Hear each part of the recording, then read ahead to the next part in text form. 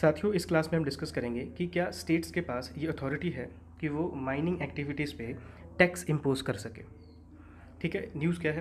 तो हाल फिलहाल में आपने देखा होगा कि सुप्रीम कोर्ट ने अपने एक जजमेंट में बोला कि स्टेट गवर्नमेंट के पास, स्टेट लेजिस्लेटिव अथॉरिटी के पास ये अथॉरिटी है, ये राइट है कि वो मिनरल एक्टिविटीज़ पे, माइनिंग एक्टिविटीज़ पे वो लोग टैक्स इम्पोज कर सके। ठीक है, in addition to royalty levied on it. देखो, जब भी आप माइनिंग एक्टिविटीज़ करते हैं, अगर आप माइनिंग एक्टिविटीज़ में इन्वॉल्व हैं तो आपको पता है कि आपको स्टेट गवर्नमेंट को रॉयल्टी देना पड़ेगा। ठीक है, लेकिन अभी सुप्रीम कोर्ट के इस जजमेंट में क्या बोला गया कि रॉयल्टी तो देना ही पड़ेगा, आप दे ही रहे हैं पहले से, लेकिन अब इसके अलावा अगर स्टेट गवर्नमेंट चाहे तो उस पर टैक्स भी इम्पोज कर सकती है। ये न्यूज़ है। ठीक है, तो जो ये सवाल है इस पूरे टॉपिक का कि can states tax mining activities, तो आपका जवाब है कि जी हाँ, टैक्स जो है ये इम्पोज किया जा सकता है आज के टाइम में। यहाँ पे प्रीलिम से रिलेटेड क्वेश्चन बन सकता है कि क्या आज के टाइम में जो प्रेजेंट सिचुएशन है, क्या स्टेट गवर्नमेंट के पास ये अथॉरिटी है कि वो टैक्स इम्पोज कर सके माइनिंग एक्टिविटीज़ पे? तो जवाब होगा इसका बिल्कुल हाँ। ठीक है जी, तो ये पूरा मामला है क्या, चलिए इसको हम समझते हैं। देखिए, जब हम mines and minerals development and regulation act जब हम पढ़ते हैं 1957 वाला, तो उसका सेक्शन 9 जो है वो ये क्या कहता है, वो ये कहता है, ये कुछ बेसिक इन्फॉर्मेशन इसके बारे में हमें पता होना चाहिए कि अगर कोई भी कंपनी, ठीक है, कोई भी कंपनी अगर माइनिंग एक्टिविटीज़ में इन्वॉल्व है, ठीक है, तो उसको रॉयल्टी जो है ये पे करना पड़ेगा। ठीक है, किसको पे करना पड़ेगा? जिसने ज़मीन वो दी है। तो किसने दी है ज़मीन? स्टेट गवर्नमेंट ने ज़मीन दी है। ये section 9 of mines and minerals development and regulation act 1957 का कहता है। अब ये सवाल है कि ये जो रॉयल्टीज़ हैं, जो ये रॉयल्टी पे किया जाता है इन माइनिंग कंपनीज़ के द्वारा, क्या इसको हम टैक्स कंसिडर करेंगे? ठीक है, तो इसका आंसर होगा कि टैक्स इनको कंसिडर हम नहीं करेंगे। क्यों? क्योंकि अगर ये देखिए, यहाँ पे रॉयल्टी और टैक्स के बीच में क्या डिफरेंस होता है। देखिए, रॉयल्टी आपको कब पे करना पड़ता है? अगर आप किसी की चीज़ का इस्तेमाल करते हैं, किसी की चीज़ का अगर आप इस्तेमाल करते हैं तो उसके रिटर्न में आपको उसको कुछ पैसा देना पड़ेगा, उसको हम रॉयल्टी कहते हैं। जैसे मान लीजिए कि किसी ने बुक पब्लिश की, आप उस बुक का रेफरेंस ले रहे हो, बार बार उसका इस्तेमाल कर रहे हैं, तो उस बुक ओनर को, जिसने पब्लिश किया था, उसको आपको ये रॉयल्टी देनी पड़ेगी। अगर आप किसी की ज़मीन का इस्तेमाल कर रहे हो तो आपको उसके लिए रॉयल्टी देनी पड़ेगी। ठीक है, तो ये रॉयल्टी होता है कि किसी दूसरे के एसेट का आप इस्तेमाल करते हैं, ठीक है, अपने वेलफेयर के लिए, तो उसका कुछ हिस्सा जो है आपको पे करना पड़ता है, जिसको हम रॉयल्टी कहते हैं। टैक्स की जब हम बात करते हैं साथियों, तो टैक्स क्या होता है? टैक्स तो ये कंपलसरी पेमेंट है। यहाँ पे आप किसी चीज़ का इस्तेमाल करने के नहीं कर रहे हैं, वो ये कोई सब्जेक्ट मैटर नहीं है।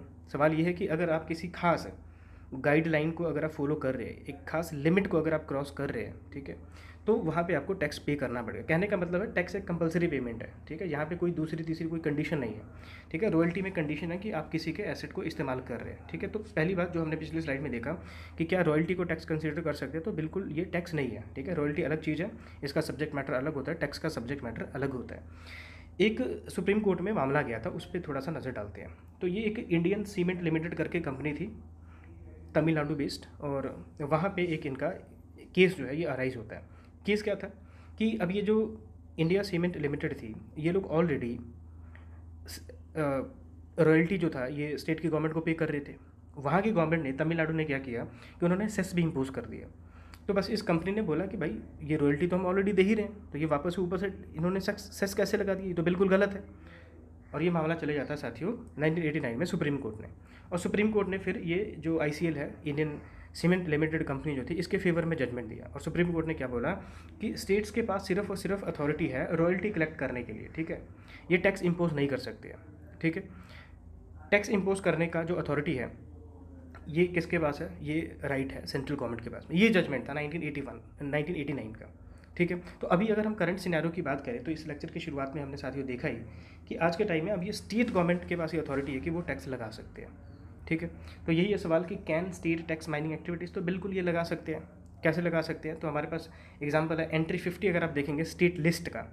ठीक है, तो वहाँ पे ये एक्सक्लूसिव अथॉरिटी दी जाती है स्टेट गवर्नमेंट को कि वो मिनरल एक्टिविटीज़ पे, माइनिंग एक्टिविटीज़ पे ये लोग टैक्स लगा सकते हैं। लेकिन इसको रेगुलेट करने के लिए एंट्री 54 जो है यूनियन लिस्ट का, इसमें ये पार्लियामेंट को अथॉरिटी दी गई है कि माइनिंग एक्टिविटीज़ को रेगुलेट करने के लिए पार्लियामेंट कानून बना सकती है। ठीक है,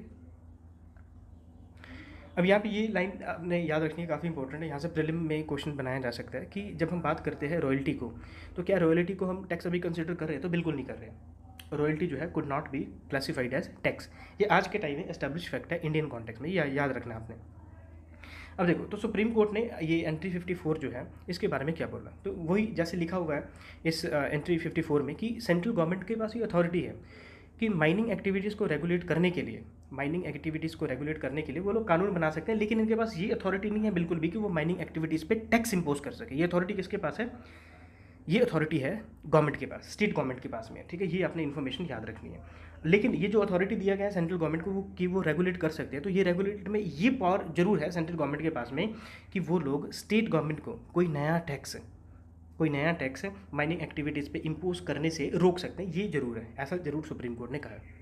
फिर अभी एक और लास्ट लाइन अगर हम देखें तो सुप्रीम कोर्ट का क्या यहाँ पे क्लेम है, सुप्रीम कोर्ट ने क्या कहना है कि देखो ये स्टेट गवर्नमेंट के पास ये पावर है, ये राइट है कि वो माइनिंग एक्टिविटीज़ पे टैक्स इम्पोज कर सकते हैं। तो ये फाइनल वर्डिक्ट है सुप्रीम कोर्ट का कि in addition to royalties state government जो है माइनिंग एक्टिविटीज़ पे टैक्स भी इम्पोज कर सकते हैं। ये अभी का एस्टैब्लिश नोशन है आज के टाइम का, ठीक है। तो इस टॉपिक में कम से कम इतनी इन्फॉर्मेशन आपको पता होनी चाहिए। Thank you for watching, keep learning, keep growing. जय हिंद।